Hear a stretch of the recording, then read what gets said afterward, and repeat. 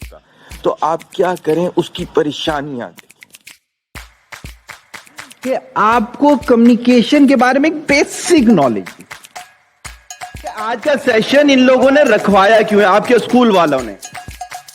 ایک چیز سمجھنے والی بڑی پیاری ریسرچ ہے آکسفورڈ یونیورسٹی. لینگویج ہوتی ہے ویسے لو جو ہے یہ یونیورسل لینگویج ہے اور اس کے اندر کوئی ڈیپتھ فل.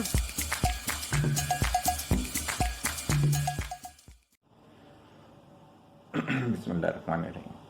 ابتدا کی اللہ تعالیٰ کے نام سے جو تنہا عبادت کے لائق ہے.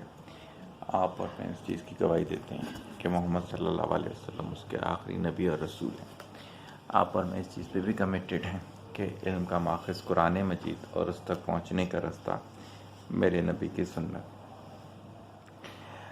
الحمدللہ کل کے سیشن میں ہماری یہ بات ہوئی تھی کہ جیسا آپ کا مائنڈ سیٹ ہوگا ویسے ہی آپ کو ارد گرد کی چیزیں دکھائی دے رہی ہوں گی. بلکہ اگر میں یہ کہوں تو غلط نہ ہوگا کہ اسی طرح کا ڈیٹا آپ کو اٹریکٹ کرے گا. جیسے میں آپ کو ایک مثال دیتا ہوں، بری لگے تو معذرت، لیکن یہ ہمارے معاشرے کی ایک مثال موجود ہے کہ یونیورسٹی میں ہم تھے تو ہمارے ساتھ کچھ لڑکے ایسے تھے، لڑکے لڑکیاں جو کہ ایک دوسرے میں انوالو رہتے تھے، یعنی کہ لڑکوں کی چاہت بہت زیادہ ہوتی تھی اور لڑکوں کو لڑکیوں کی چاہت، یعنی کہ وہ گھر سے نکلتے ہی صرف اس کام کے لیے تھے غالباً. تو ہمارا ایک کلاس کا لڑکا تھا، جب ہم باہر نکلتے کلاس سے تو وہ کچھ دیر میں اچانک غائب ہو جاتا. پھر جب بعد میں ملاقات ہوتی تو ہم کہتے کیا ہوا؟ کہتے ہیں وہ تمہیں نہیں نظر آئی؟ وہاں ایک لڑکی تھی جو کہ مجھے لگتا تھا کہ وہ ڈیٹ کے لیے تیار ہے تو میں چلا گیا اور ایسا ہوا ویسا ہوا. ایک دفعہ میں حکیم سعید صاحب سے ملنے کے لیے جا رہا تھا. ان دنوں میں نے میگزین نکالا تھا ماہنامہ آراف کے نام سے. تو وہ ایک اسٹاپ پہ بس میں میرے سوار ہوا، دعا سلام ہوئی اس کے ساتھ. پھر اگلے اسٹاپ پہ وہ مجھے کہتا یار بھائی میں اتر رہا ہوں، میں بعد میں آگے تم سے ملتا ہوں نا. صحیح ہے، کوئی ایسی بات نہیں تھی. پھر آگے 2-3 اسٹاپ کے بعد وہ دوبارہ سے میری بس میں چڑھا. میں نے کہا کیا ہوا؟ پھر اس نے وہی حرکت کی.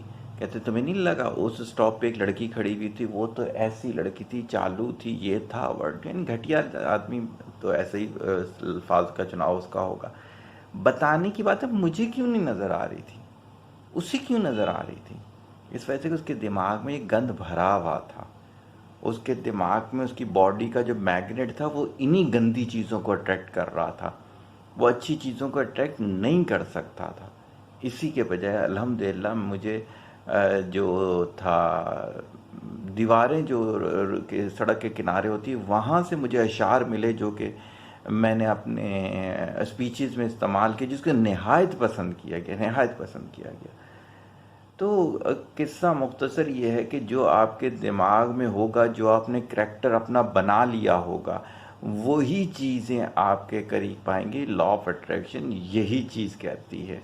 تو خدا را علم والے کریکٹر کو اپنے بنائیں، ورنہ لوگ جتنا آپ کو سمجھا دیں، جتنا قرآن و حدیث آپ کے سامنے پڑھتے ہیں، جتنی علم کی باتیں پڑھتے ہیں، وہ اٹریکٹ نہیں کریں گے.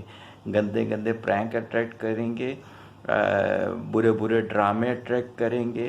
صحیح ہو گیا. اب جو میں یہ بات بتانے جا رہا ہوں وہ یہ تمہید جو 3-3.5 منٹ کی بن گئی، اس کے پیچھے وجہ یہ ہے کہ آج صبح میرا امریکہ کا ایک سیشن ہو رہا تھا.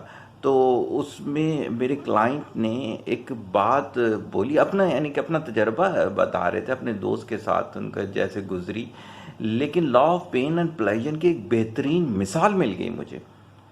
ابھی اگر میں جب کوٹ کروں گا اور اس کے بعد وہ جب سنیں گے یہ سیشن تو وہ خود حیران ہو جائیں گے کہ سر نے میری بات کو کس طرح سے پک کر لیا. ان کے ایک دوست ہیں جن کے ساتھ وہ کام کرنا چاہ رہے تھے، تو وہ غصے کا اب نارمل وہ ہے شخص ہے. تو انہوں نے ایک بات بولی، کہتے ہیں صغیر میں یہ کہتا ہوں کہ اگر کسی کے ساتھ بھی آپ نے کاروبار کرنا ہو تو اسے ایک دفعہ غصے میں دیکھ لو کہ وہ کیسا ہوتا ہے. اب یہاں سے جو مجھے بات سمجھ میں جو کہ آج کی گولڈن بات کہلائے گی، وہ بات یہ ہے کہ اگر آپ نے کسی کے ساتھ بھی تعلق بنانا ہو चाहे वो कारोबारी ताल्लुक़ हो, चाहे वो निकाह की निस्बत हो, चाहे वो यूनिवर्सिटी का साथ हो, चाहे वो पड़ोस का साथ हो, किसी भी किस्म का साथ हो, तो आपने उसका गुस्से और खुशी का अंदाज़ देखना है। आपने ये चीज़ देखनी है कि वो गुस्से में क्या गैर शरई हो जाता है, क्या गुस्सा उसका शरीयत के मुताबिक होता है, क्या गुस्सा उसका इल्म वाला होता है या जाहिलों वाला होता है या दुनियावी होता है। इसी तरह खुशी जब वो मनाता है तो क्या वो इल्म वाली खुशी मनाता है, खुशी क्या जब वो मनाता है वो दीन वाले हलकों की मनाता है। याद होगा जब बर्थडे वाला मैंने सेशन किया था और मैंने कहा था इसे नहीं करना चाहिए, तो बहुत से सो कॉल्ड अपने आप को दीन इस्लाम का पैरोकार कहते हैं, वो हैरान रह गए तो फिर हम क्या करेंगे। इसी में से एक मेरी क्लाइंट है, अल्लाह ताला उसे खुश रखे, उसने बताया कि हम क्या करते हैं, हम ये करते हैं कि हमारे घर में किसी की भी बर्थडे होती है तो सारे घर वाले उसके नाम के 2 रकत नफल पढ़ते हैं कि अल्लाह ताला उसको हदायत पे रखे और उसको बेहतरीन ज़िंदगी अता फरमाए, और खुद ही से एक अच्छा खाना बना कर खा लेते हैं। कोई ऐसी हर्ज वाली बात नहीं है।